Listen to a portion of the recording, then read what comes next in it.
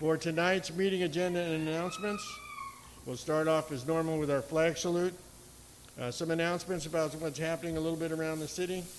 Then we'll talk about our meet and greet process, so anybody that's here that has not been through it before will understand exactly what we're going to do.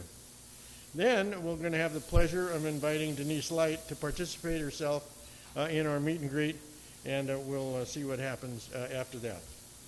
Then we're going to do a follow-up from July. We had some questions. A lot of these are about city issues, so you might find that also interesting, Denise. And I'll tell you what I learned about it. Then we realized that the CPI this year just came in at 8.5%, and manufactured home rents are going to be going up. And so exactly how that's going to work, Doug Fraser will let us know. There's another issue about how you trust how your dollars are being spent. If you remember, about a couple of months ago, I talked about the benefit assessment districts and Proposition 218 and how it looked as if the city was mishandling some of that information. But now I've got another issue with some other money that's being spent, and I've asked the city about it, and you can see what's going on as I go through this. And then lastly, if we get to it, we're going to talk about the city's activity review. Doug Fraser is getting a monthly blast from, planning? And it's very interesting of how much is going on. Then our version of public participation is the first 5 people that want to speak for a minute. And then the September preview of our September meeting, and then we'll adjourn promptly at 9 o'clock.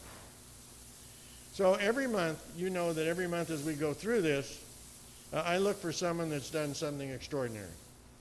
And in this case, I came upon an article about a Good Samaritan who saw a police officer in trouble and came to the police officer's aid because he realized if he didn't do anything at that moment, it would become a lot worse because this particular police officer was being assaulted by someone much larger than them. And it shows, again, that there are heroes all around us.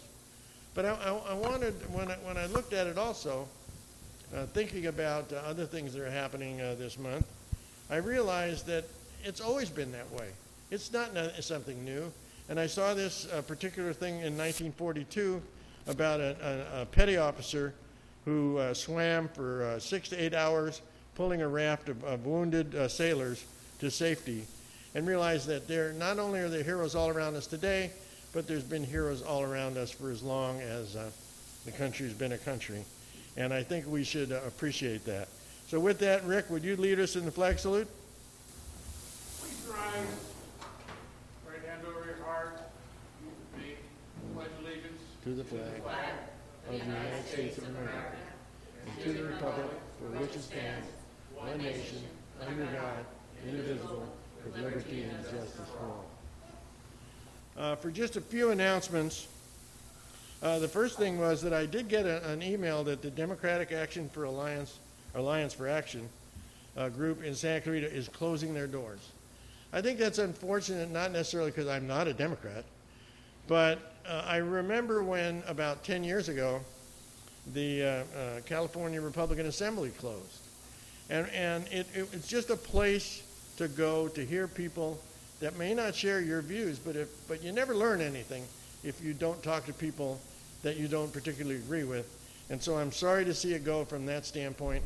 I've been to their meetings. I've listened to them. Sometimes I agree, sometimes I don't. But it's just the idea that the more we interact with each other, the more speech we have, well, the better things will be. For this weekend census for tomorrow is Flower Power down there on Main Street.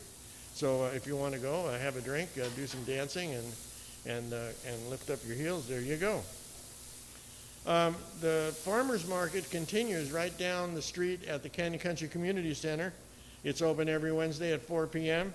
And Larry seems to be doing a spectacular amount of business. I saw as I passed it coming up here at 5, it was really, really busy. So you might visit that as well. Every first Friday night of the month at the Canyon Country at the Canyon Country Community Center, they're having a program to celebrate different cultures.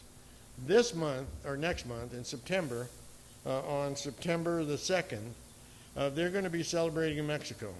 And they'll celebrate the event with talking about cultures, foods, and different things. So if you want to come and to a really nice event there, it's not a political event, and it's not even an event where the city council comes and gives you, subjects you to a couple of speeches. It's just something for you to come and have a good time and enjoy the Canyon Country Community Center. Just want to let you know that today is a special day for me, because on August the 17th in 1963, my wife and I were married. This is our 59th wedding anniversary. When a little Jewish boy from Brooklyn married a Catholic from Los Angeles. And you know, in those days, it's interesting because it was very difficult to find a clergy member that would do an interfaith marriage. So the gentleman in the middle here is Rabbi Hirschberg. And Rabbi Hirschberg was kind of unique because he also had a PhD in religion. And to show that he believed God is everywhere, not only did he perform Shabbat services in the temple, he performed services in the Methodist Church on Sunday because they were lacking a pastor. So it says a lot for him. And we're going to continue. It's been a great union, and we're going to continue on the way we are. So are there any questions before I move on? What's the secret to a long marriage? Secret to a lengthy marriage is the wife. I guarantee it, it's the wife that does it.